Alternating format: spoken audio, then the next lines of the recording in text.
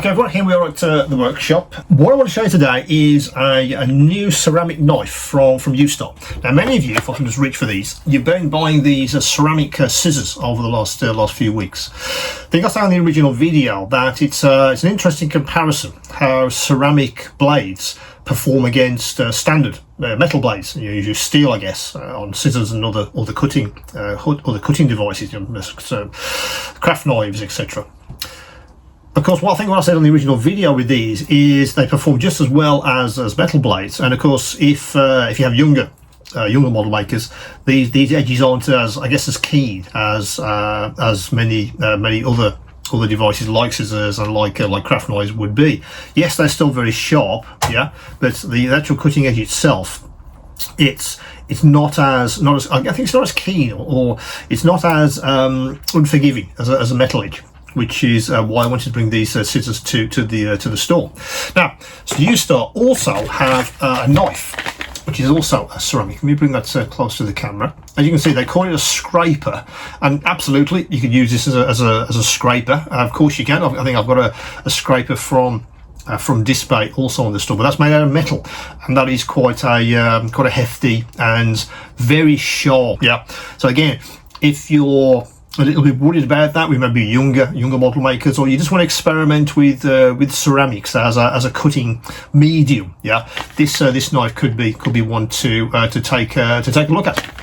So let's get this guy at the packet, and we'll have a look at all of the components you get. And get all of that excuse me, out of the box, and we'll stand him up there.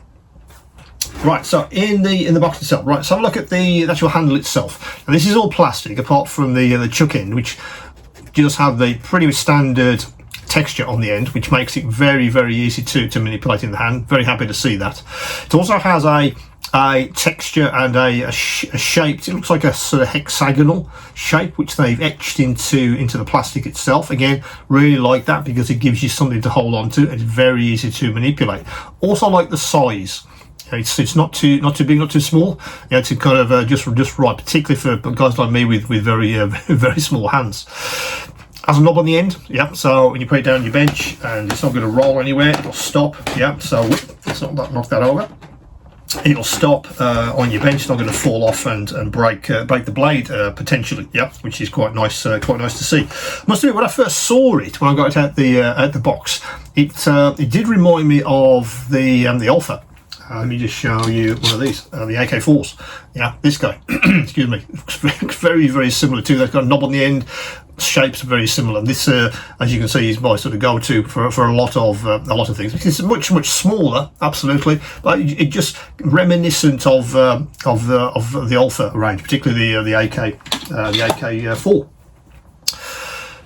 Now in the hand, as I said, it's quite lightweight also, again, which maybe lends itself to younger model makers who doesn't want something that's heavy and unwieldy in their even smaller hands. Yeah, this guy could be ideal for, yeah, in that scenario. You have someone that you're showing the ropes with, it could be quite good. For me, the weight is okay. It's obviously because it's got metal on the end for the chucker adapter itself. It is a little bit weighted that end, which I quite like. It's not featherweight. It doesn't feel like there's nothing there. Yeah, because I think ergonomic wise, you want something that has a bit of weight to it, so you can manipulate it much easier than something that is super lightweight. You don't feel like you're holding something. So I'm quite happy to see that. And the weight is just right. It's much lighter than standard craft knives. I would say that. Certainly much lighter than the Alpha range.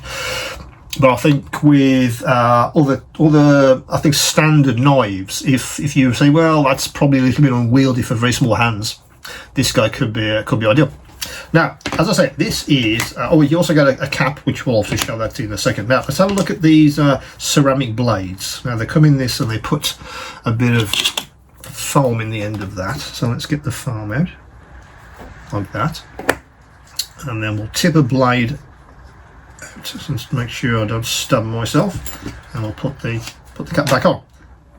Okay, so that's the ceramic blade that you get. It looks like a It's not a standard number 11, absolutely not, as a comparison to metal blades. It looks more like a small 45. If any of you have got my display range, it's one of the DKs. It's very similar to that, yeah. So this is not a huge number 11. In fact, I can show you that with the Alpha. Well, hang on.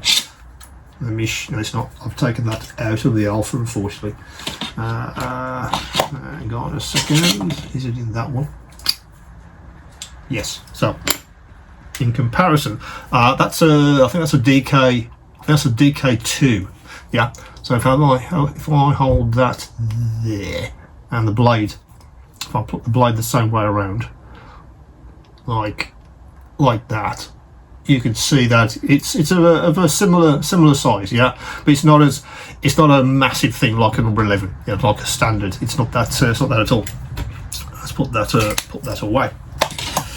So let's undo the chuck, and then we'll put this end. Also, these are double-ended, by the way, so you've got two ends to work with.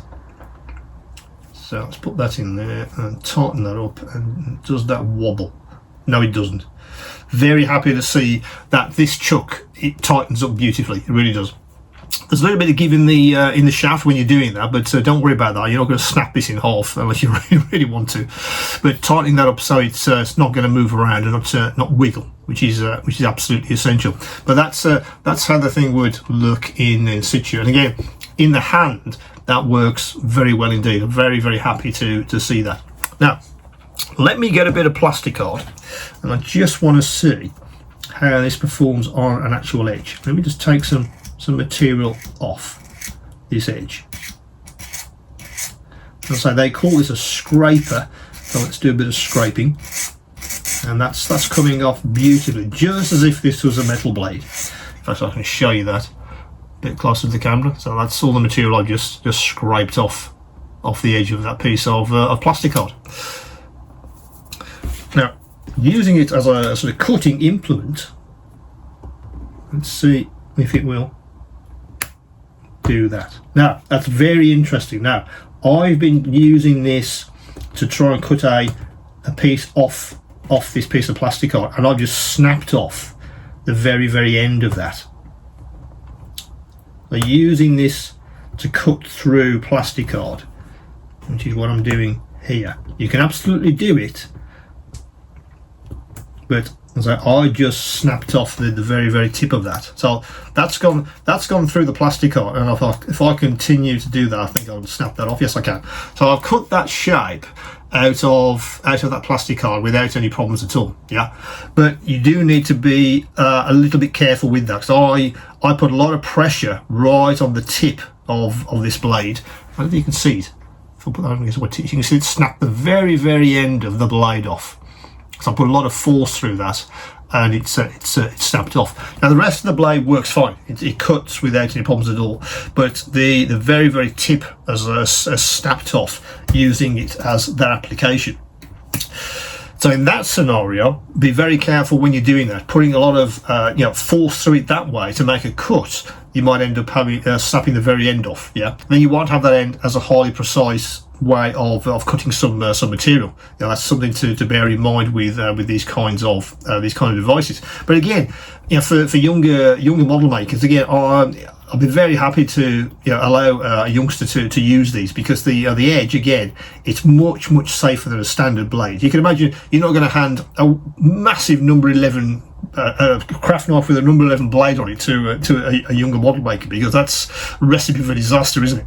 Whereas this thing, even if you slipped with this, yes, you would probably stab your hands with the tip of this, but the actual blade itself, the rest of it, you'd be fine. I'm tapping my finger there, and that's not cutting the skin. Whereas with a brand new Alpha blade, for instance, that would probably start to cut my skin.